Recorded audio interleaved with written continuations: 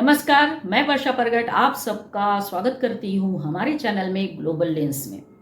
दोस्तों, ऑपरेशन सिंदूर पॉज हुआ है और जारी भी है। साथ साथ अब दूसरी तरफ हम देख रहे हैं कि ऑपरेशन राइजिंग लॉयन शुरू हो चुका है।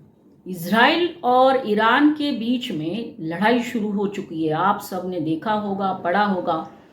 इजराइल ने ईरान के जो न्यूक्लियर प्रोग्राम्स जहां जहां चल रहे थे उसके ऊपर पहले अटैक किया। साथ ही उनके जो साइंटिस्ट थे जो न्यूक्लियर प्रोग्राम में इन्वॉल्व थे उनको भी मारा गया। बहुत सालों से वो उसकी प्लानिंग कर रहे थे और उसका जो अंतिम चरण था अटैक, वो हमने 2 दिन पहले देखा। इजराइल के प्रधानमंत्री नेतन्याहू इन्होंने एक भाषण दिया जिसमें उन्होंने सारी दुनिया को बताया कि किस तरह से ईरान जो है वो न्यूक्लियर प्रोग्राम में आगे बढ़ते हुए न्यूक्लियर बॉम्ब बनाने के बहुत करीब जा चुका था, जो उनके लिए भी खतरा था और सारी दुनिया के लिए भी खतरा था। इसीलिए उन्होंने अटैक किया। साथ साथ उन्होंने अपने भाषण में ये भी कहा कि ये उनके अस्तित्व की लड़ाई है, ये उनके देश की जो सुरक्षा है उसकी लड़ाई है। उन्होंने ये भी जिक्र किया कि जिस तरह से सेकेंड वर्ल्ड वॉर में ये जूइश कम्युनिटी जो है उनके ऊपर अत्याचार हुए, होलोकॉस्ट, जिसके बारे में हम सब जानते हैं, उसकी पुनरावृत्ति ना हो, और इसीलिए ये अटैक उन्होंने किया। इतना क्लियर मैसेज उन्होंने अपने भाषण में दिया है। अब बात करते हैं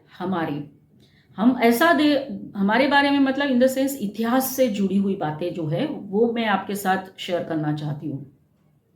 हम सब जानते हैं, एक तरफ चाइना, दूसरी तरफ पाकिस्तान, जो एक तरह से हमारे दुश्मन देश ही है, जो कभी नहीं चाहते कि भारत प्रगति पथ पर जाए, भारत विकसित देश बने। और पाकिस्तान तो ऐसा देश है जो भारत को पहले से ही अपना दुश्मन मानता है, और वो हमने देखा भी। मुनीर ने जो फिर से एक बार 2 नेशन थ्योरी के बारे में कहा था, उसमें क्लियर हो चुका था, और उसके बाद तुरंत ही पहलगाम में अटैक हुआ, टेररिस्ट अटैक हुआ, ये भी हम जानते हैं। तो मतलब जो देश हमको दुश्मन पहले से ही मानता आ रहा है, 1947 से ही मानता आ रहा है, वो देश के बारे में अभी बात करेंगे। देखिए, चाणक्य ने अपनी नीति में कहा था कि अगर आपका दोस्त गलती करे तो उसको एक चांस, एक मौका देना चाहिए। अगर दुश्मन गलती करे तो उसको 2 बार चांस देना चाहिए। लेकिन अगर कोई विश्वासघात करे, विश्वासघातकी हो, उसको कोई चांस नहीं देना चाहिए, उसको तुरंत वहीं डिस्ट्रॉय करना चाहिए, अन्यथा आप डिस्ट्रॉय हो जाओगे। और हम देखते हैं कि पाकिस्तान ने कितनी बार हमारा विश्वासघात किया। 1947 में भी, 1965 में भी, 1971 में, फिर बाद में 1999 में भी। तो ऐसा देश जो हमको दुश्मन मानता है और हमेशा हमारा विश्वासघात करता आ रहा है, ऐसे देश को लेकर अब बात है। इजराइल ने ये कहा कि उनको पता चला था, उनको मालूम था कि ईरान न्यूक्लियर बॉम्ब बनाने के बहुत करीब जा चुका है, इसीलिए उसके पहले ही उन्होंने उनके ठिकानों को डिस्ट्रॉय कर दिया। उन्होंने इंतज़ार नहीं किया कि वो अटैक करेंगे फिर हम रिटेलिएट करेंगे, ऐसा कुछ भी नहीं था। उनको ये पता चला, उन्होंने वो डिस्ट्रॉय किया। भारत की जो न्यूक्लियर टेस्ट का प्रोग्राम था या न्यूक्लियर प्रोग्राम था, उसकी शुरुआत जो है वो 1970s में शुरू हो चुकी थी, और 1974 में भारत ने पहली बार जो है वो न्यूक्लियर टेस्ट किया था पोखरण में, जिसका नाम था स्माइलिंग बुद्धा। इसके बारे में भी हम जानते हैं।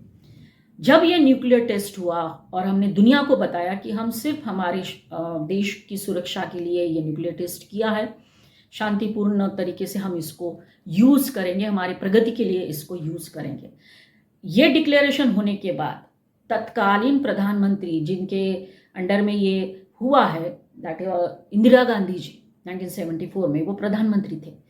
तो उन्होंने पाकिस्तान को ये कहा कि हम आपको परमाणु तकनीक जो है वो साझा करेंगे, उसकी पेशकश की थी।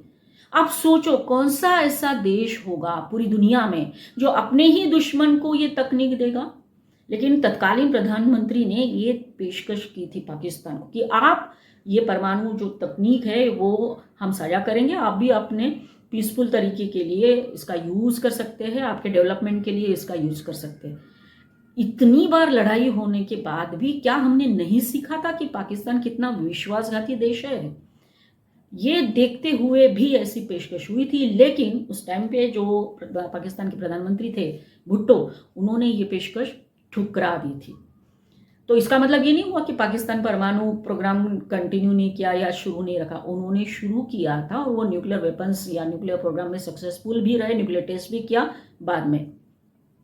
अब बात करते हैं उसके 1970s के अंत की। तो प्रधानमंत्री इंदिरा गांधी ने ये के अंडर जब गवर्नमेंट थी तब ये न्यूक्लियर टेस्ट हुआ स्माइलिंग बुद्धा। उसके बाद इमरजेंसी आई और फिर आए प्रधानमंत्री मोरारजी देसाई। उनके कार्यकाल के दौरान की ये बातें हैं जो गूगल में मुझे मिली, आप भी ढूंढ सकते हो, पढ़ सकते हो। ऐसा कहा जाता है कि भारत सरकार को ये पता चल गया था, हमारी जो इंटेलिजेंस एजेंसी थी रॉ, उनके माध्यम के द्वारा कि पाकिस्तान परमाणु टेस्ट करने वाला है, न्यूक्लियर बम बना सकता है।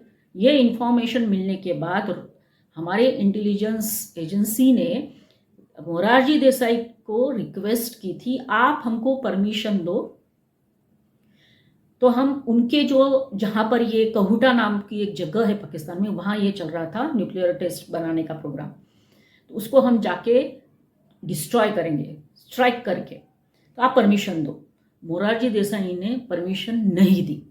तो इतना ही नहीं, उन्होंने जब उस टाइम पे जो उनके चीफ थे जियाउल हक शायद, उनसे फोन पर बात करते करते ये बात भी बता दी कि हमको मालूम है कि आप न्यूक्लियर टेस्ट करने वाले हो।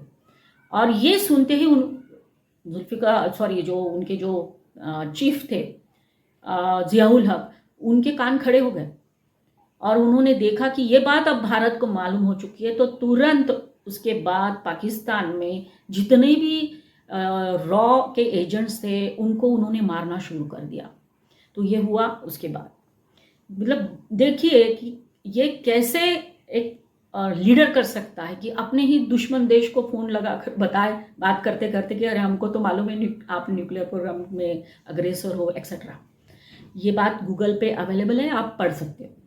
फिर उसके बाद 1970s के अंत में जब यही प्रधानमंत्री का कार्यकाल शुरू था, जब ये बात इजराइल को पता चले कि पाकिस्तान न्यूक्लियर टेस्ट करने वाला है, न्यूक्लियर बॉम्ब बना रहा है, तो इजराइल ने भी पेशकश की थी भारत सरकार को कि हमको सिर्फ आप थोड़ी जगह दो, हमारे एरोप्लेन्स आएंगे, वहाँ वो ईंधन भरेंगे, फ्यूल भरेंगे और उसके बाद हम अटैक करेंगे पाकिस्तान के ऊपर जहाँ पर उनके न्यूक्लियर प्रोग्राम्स चल रहे हैं।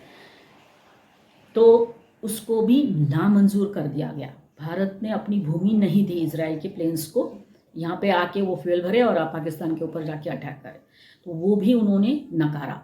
तो ऐसा कहा जाता है, काफ़ी सारी बातें चर्चा में हैं कि ये तभी हम रोक सकते थे लेकिन नहीं रोक पाए, जिसकी कीमत हमने आज तक भुगती है।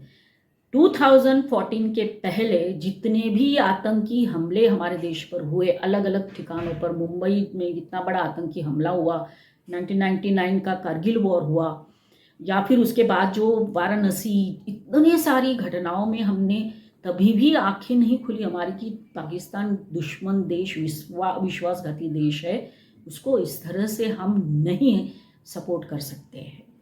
तो 1999 में तो ठीक है वाजपेयी जी की सरकार थी, लेकिन तभी भी विश्वासघात तो किया ही था ना। वाजपेयी जी गए थे लाहौर बस यात्रा निकालते हुए, तो ये बात चाणक्य ने की थी, जो विश्वासघाती होता है उसको कभी चांस नहीं देना चाहिए।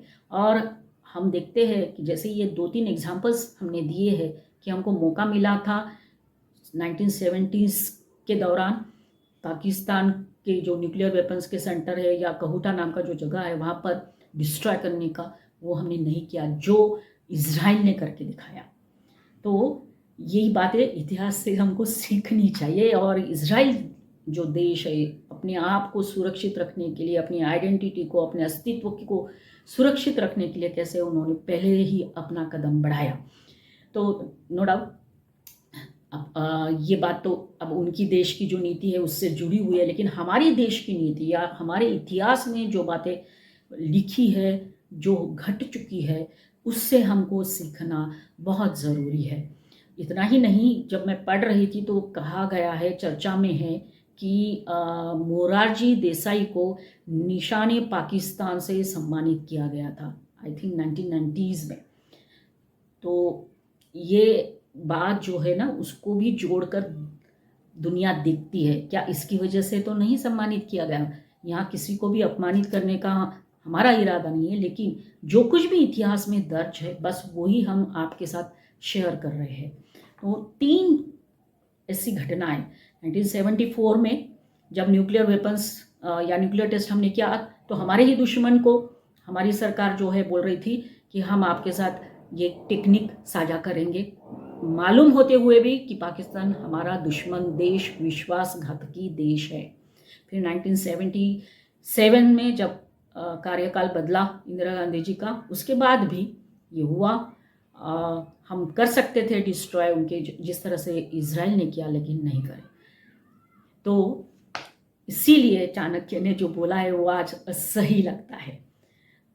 तो आज की बात इतनी ही। मुझे आशा है कि आपको हमारे वीडियोस, हमारा कंटेंट अच्छा लग रहा हो तो ज़रूर लाइक करिए, शेयर करिए, कमेंट करिए। हमारे चैनल को जिन्होंने सब्सक्राइब नहीं किया है तो ज़रूर सब्सक्राइब कर लीजिए। आने वाली वीडियोस के बारे में आपको पहले से ही इंटीमेशन मिलती रहे, इसलिए वो बेल आइकन को ज़रूर दबाइए। तो अगले वीडियो में फिर मिलेंगे नए टॉपिक के साथ। तब तक के लिए धन्यवाद। जय हिंद।